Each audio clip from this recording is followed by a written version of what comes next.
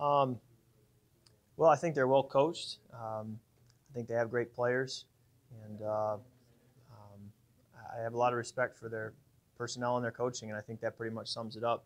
Um, I think bringing in Harrison at the nose guard is a good addition for them. I think he's a great player. I played against him in the NFC East a fair amount, and always felt like he had a great impact on the game. So he's a great player, and we'll have our hands full with him.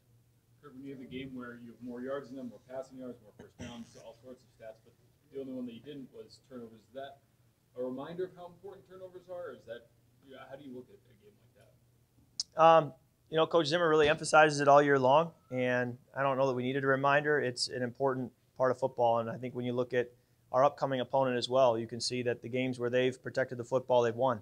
The games where they've had some turnovers or haven't forced turnovers, they've lost, and I think that trend is going to follow as the year goes on. The winning teams and the losing teams are pretty much separated by what's the turnover situation like, and we obviously will continue to emphasize it and believe that when we protect the football, when our defense creates turnovers, and we do that together, complement one another, usually we're going to like the result. Kirk, when a quarterback is under duress, what are the keys to still being able to make plays when you're in those situations? Not ideal. I think first and foremost, keep your eyes downfield and be able to feel the rush but not see it.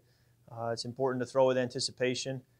It's important to have as good a vision as you possibly can have, or understanding of the coverage to know what your issues are. So if you do have to throw early, you're not throwing into trouble. Certainly you have to be smart about when you take your shots and when you just get rid of the ball, throw it out of bounds, throw it at someone's feet to avoid a critical error or a turnover, as we talked about, because those are so crucial in games. And then, play calling is very important too. Just trying to not put players in a tougher position than they need to be in, and trying to have a scheme that allows you to not have to worry about those protection issues. Do you think that's something that comes with experience that is a little bit tough to sort of replicate in practice, but the more you play and the more experience you have, the better you get with that? I think so. I think the red jersey in practice protects you, and that's a good thing, but it doesn't give you a good simulation of a real NFL pocket. The only way to get that experience is to play and get hit and feel that live rush, and that takes time. Unfortunately, I've got a lot of games logged in this league, which has enabled me to develop that feel over time, and it'll be something I'm always working on. No matter how many games I've played, it's still going to be something I have to pay attention to every week to see how I'm doing in that area. Kirk, you grew up in Michigan. Is there anything special about playing the Lions? You grew up watching the team, something like kind of made it, like playing against these guys? Well, I think it is a special moment for me. I didn't grow up a Lions fan, but they were on TV every Sunday afternoon, and all of my community back home, they're all Lions fans. So it is a special moment in that sense. And I think with every game we play, I can point to something about the team or an opponent on the team or a coach or whatever it might be that makes you feel like you're living a dream. And certainly going against the Detroit Lions is no different, being that I grew up in that state. Considering the turnovers have been a key factor in all of your losses this year, would you say there's an increased emphasis maybe now on the second part of the season and eliminating them, or what? Well, you got to remember that to increase the emphasis would imply that we weren't emphasizing it much beforehand. And I think I've stood up here just about every week saying, boy, from April, Coach Zimmer has emphasized it. And we have a sign in our quarterback room that shows the statistics of a Coach Zimmer-led team when we win the turnover battle, and what our record is, and what it is then when we lose the turnover battle. And it's noticeably different. So we've emphasized it all the way along. We'll continue to emphasize it. But we're well aware that it's going to be an important factor in our success. What are some things that the sign says? What is some description or some figures or whatever the sign? I don't have it memorized in my head, but it's just a very large difference in the win percentage when we win the turnover battle versus when we lose the turnover battle under Coach Zimmer's tenure here with the Vikings. I don't know how much you have followed other players in the league, but it just seems there's been this paradigm shift this year with passing the ball and throwing for big yardage. Like 5 guys are on pace to throw for 5,000 yards. Is something changing in the league with the rules changes, that it's not always we have to establish the run? I know that's always the mantra, but it seems like more teams are throwing more often and more successful.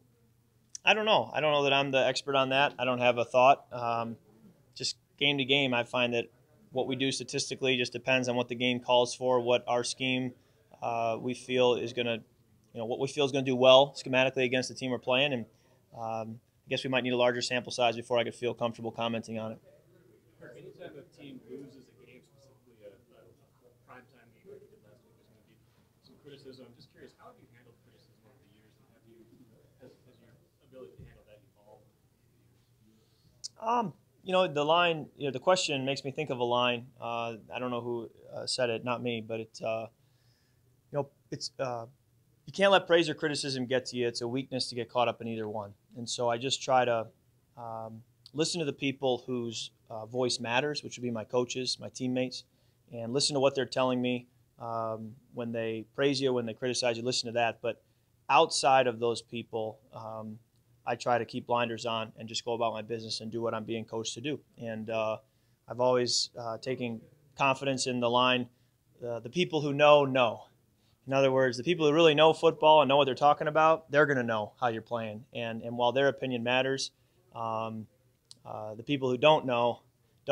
And so let's not try to get caught up worrying about what they think, because at the end of the day, if they don't really understand it, you're kind of wasting your energy trying to listen to what they're having to say.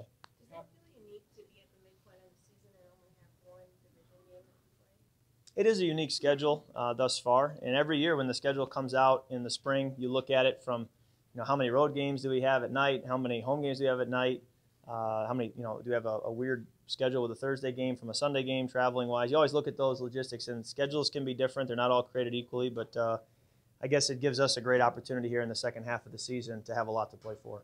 When you see safeties starting to double Adams, especially on third down, how does that have to change your mindset, knowing that Adams often been your favorite target on third downs?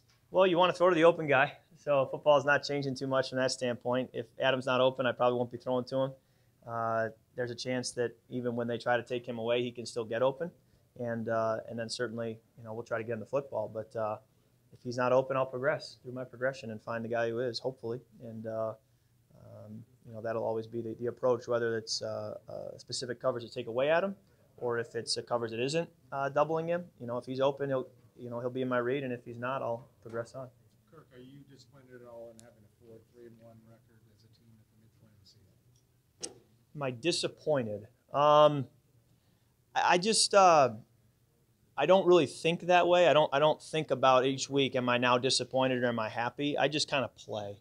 And I guess at the end of the season, maybe that question has a little more validity for me to be able to answer it. But right now, it's really not about my disappointment or how I feel. I just want to beat the Lions and get back on track. And we do feel that with 8 games left and a lot of divisional opponents that we can put ourselves in a very good position to not be disappointed at the end of this regular season. I guess maybe I should have phrased it, is this around where you thought your record would be at the midpoint of the season? Again, I don't sit in August and say, that's a win, that's a loss, that's a win, so we should be here by week 8. I just think that's an immature perspective for me to have. So I'm going to play the schedule. At the end of the year, we're going to go back and evaluate it. We're going to evaluate each week individually. And fortunately, with all the divisional games we have up ahead and with half the season left, there's a lot to play for. What are your thoughts on the division? I know you've only played one game. What are your thoughts as you look around this new division? I think it's a good division. I think anybody can win it. I think it's filled with good quarterback play. It's filled with good defenses, good pass rushers. It's the way I envisioned the NFC North being. And I think the margin for error is very small in most all divisions, and I think our division is no different.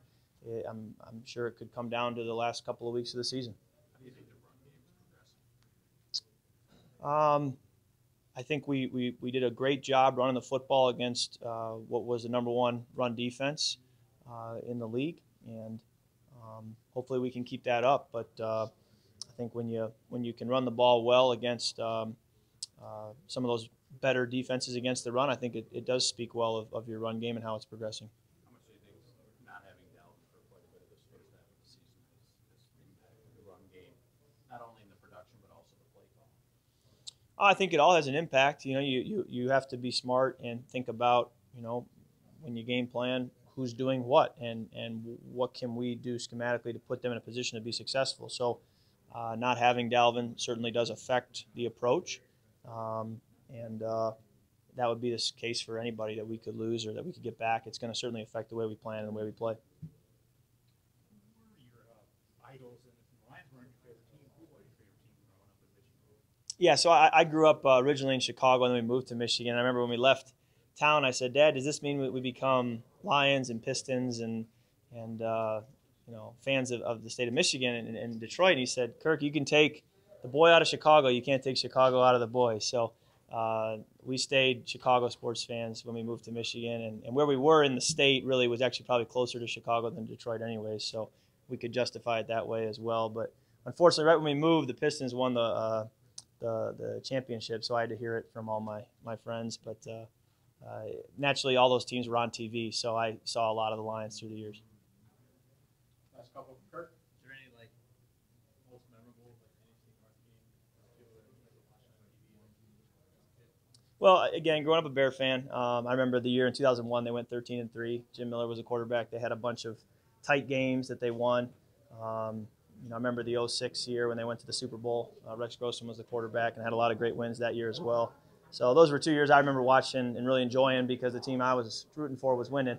But I remember watching Chris Carter, Randy Moss in '98. They were so fun to watch with Randall Cunningham, and and certainly watching Favre and Rodgers through the years, and then obviously what the Lions have been doing as of late. With Calvin Johnson, the way they threw for so many yards and went to the playoffs.